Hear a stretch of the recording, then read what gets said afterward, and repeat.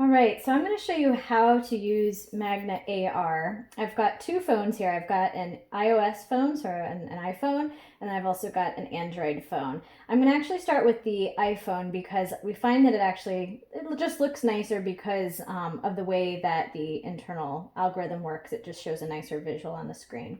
So the first thing that I like to do is just to make sure that the phone actually is calibrated. And the way that I know it's calibrated is by taking a look at the microteslas, the overall total magnetic field strength of the Earth. Basically, it's somewhere between 40 and 55 or so, depending upon where you are on the Earth.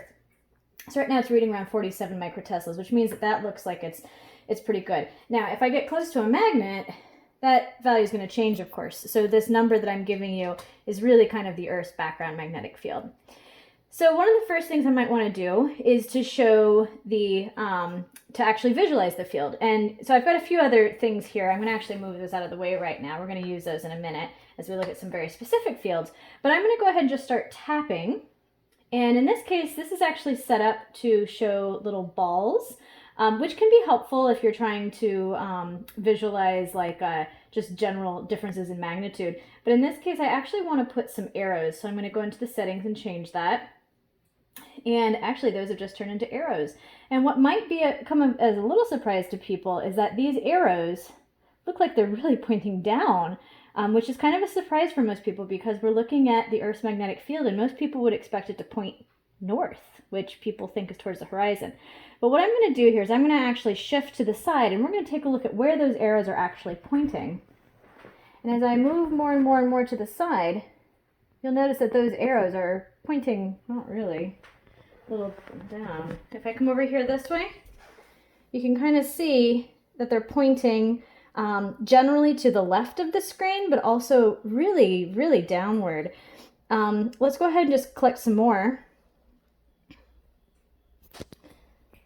And yeah, so you can see it's somewhere around a 45, 50 degree angle, which is actually not surprising for where we are, which is in Washington, D.C. right now. So if your phone, however, is not showing it in the direction that you would expect, again, you probably have an issue with calibration, in which case you would need to do something called the figure 8, which I'm going to go ahead and show you real quick right now. You know what I'm going to actually do? I'm going to show you what happens when you get decalibrated. I've got some strong magnets here. We're going really close. And at some point, sometimes you'll get a message. Oops, right here, you'll see it says your device appears to have been magnetized. So you have to move it now in a figure 8 motion until this message goes away. So I'm going to go ahead and do that. And the reason for why this works, there's actually a blog on our website that you can check out and I'll explain it to you.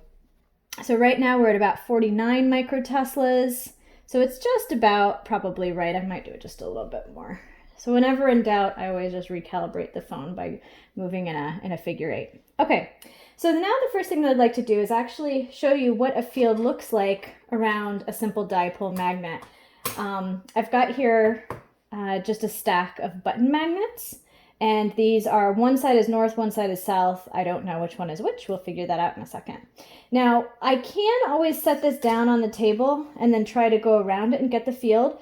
But one thing that's unique about Magna-AR is that it has to use background in order to understand like where it is. It uses things like parallax, and it uses that kind of change in relative size of objects in the background. So this is not a great background. What I'm going to actually do is take a large container, something that's kind of tall that kind of allows me to go around it, and just for looks, I mean, you could leave it for sure, but whenever I do a demo, I don't like to have distracting things. So I'm just going to cover that up, and then I'm going to take just a chunk of these magnets, and I'm going to go ahead and put them right there. And so what I'm going to do now is I'm going to try to go around this and get the magnetic field around it. And of course, it's kind of embedded within this much larger background field, but as we get closer, the background field won't really matter so much. Now, before I start, the thing that's important is to know where the magnetic field sensor is on the phone, because even though like my dots and my arrows, they actually show up in the center of my screen, that's not actually where the magnetic field's getting measured. And so we have a little bit of an offset we have to be aware of.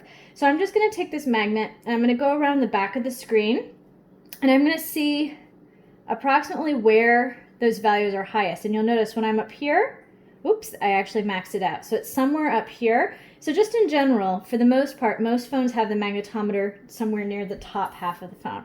So again, as you can see, I'm pretty far from these magnets and it's not calibrated, and I even got that warning. So I need to go ahead and recalibrate one more time. And that's normal. And you'll eventually get used to what's going on here. So you can see it's about, that's still too high. So I'm gonna just go off camera here and really gonna figure eight a whole bunch of times until I get it reset. And here I am. I'm back at around somewhere between 47, 48 when I'm not near that magnet. So what I'm gonna do now is I'm gonna go around the magnet kind of slowly so that the camera can see what's going in the background. So here I get a message that says move slower. It needs to be able to see what's happening. It doesn't need to see the magnet itself. I do need to get the placement of the magnetic field sensor in the right spots though in order to make these measurements. So I'm going to just go around it, and as I go around this magnet, I start to see some interesting patterns, which we'll see better as we get closer. But you'll notice I'm really kind of using the top half of the phone in order to do this probing. And now when I pull away, we actually have this really awesome pattern. And you can tell that we've got arrows that are initially coming out of this end, so going from north to south. So this must be the north end. And here the arrows go in towards the south. And so this must be, let's see, from north to south, so this is the south end, so north end, south end. Now the thing that I think is really important to note is that you can tell this whole thing is offset, and the reason why it's offset has to do with the fact that the magnetometer, where it measured the data, it transfers it to the center of the screen when it displays it. So if I were to, explain this to students, I'd just do that basically, and I would just try to place it in a place that makes sense.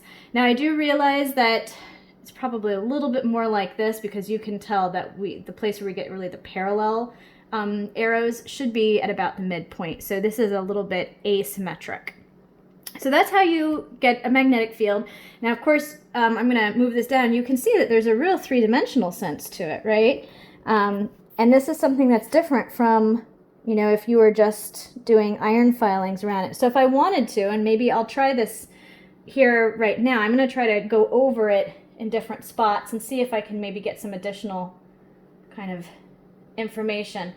Although I will be honest, as you kind of move further and further away, it can kind of displace things and might not look the way it's supposed to look. But you can kind of tell that there's definitely a whole bunch of stuff going on there. This is really clear that this is a north pole, north to south, so it's leaving and then going to the south end. I'm going to show you another setup, which I really like. I'm going to go ahead and reset this. And I'm going to take this away, and instead I'm going to put up a little globe. And this is it was a kind of like a plastic sphere that I got from, I think it was Walmart. And I just took that sphere, in this case I peeled off the map to make a special exoplanet, but I just cut that one open and I just taped magnets inside. This is an asymmetric kind of exoplanet, but for the Earth I just put a north pole facing out one way and a south pole facing out the other.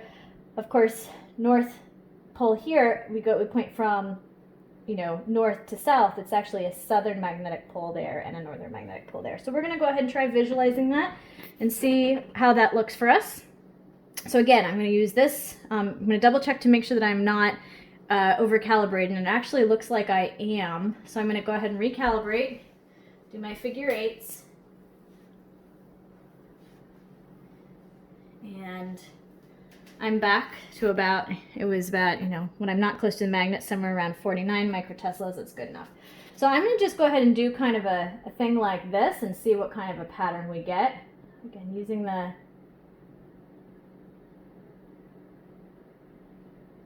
top of my phone in order to do it there. Okay, so we've got a pretty clear pattern, but again, we've got an offset. So, boop.